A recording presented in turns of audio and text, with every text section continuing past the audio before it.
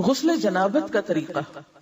حضرت میمونہ رضی اللہ عنہا بیان کرتی ہیں کہ رسول اللہ صلی اللہ علیہ وسلم نے غسل کا ارادہ فرمایا تو سب سے پہلے دونوں ہاتھ دھوئے۔ یہ غسل جنابت یعنی ناپاک جب انسان ہو جائے تو اس کے بعد پاک ہونے کے لیے جو غسل کرنا ہے اس کا طریقہ۔ تو آپ صلی اللہ علیہ وسلم نے سب سے پہلے اپنے ہاتھ دھوئے۔ ہاتھ کیوں دھوئے؟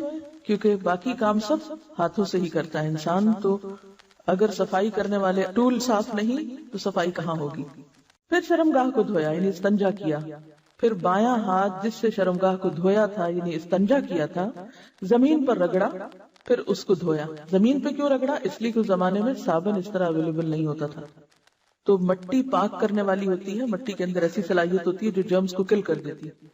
تو اگر آج آپ کے پاس صابن ہے تو اس کے لیے ضروری نہیں کہ آپ مٹی پر ہی ہاتھ رکھ دیں کہ اب آپ پریشان ہو کہ ہمارے واش روم میں تو ٹائلز لگی ہوئی ہیں اور مٹی نہیں ہے تو کیا ہمارا غسل نہیں ہوگا، تو اس کا آلٹرنیٹ آپ استعمال کر سکتے ہیں۔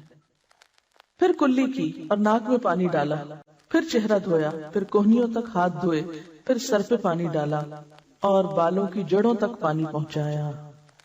یعنی صرف پانی ڈالا ہی نہیں بلکہ مل کے سر کو بالوں کے جڑ یعنی جہاں سے بال اگتے ہیں اس سارے حصے کو خوب تر کیا۔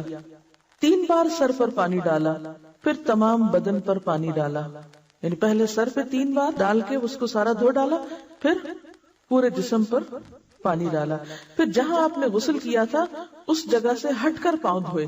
تو اس کا مطلب ہے کہ باقی وضو آپ نے شروع میں کر لیا اور پاؤں دھونے کا عمل بالکل آخر میں کیا۔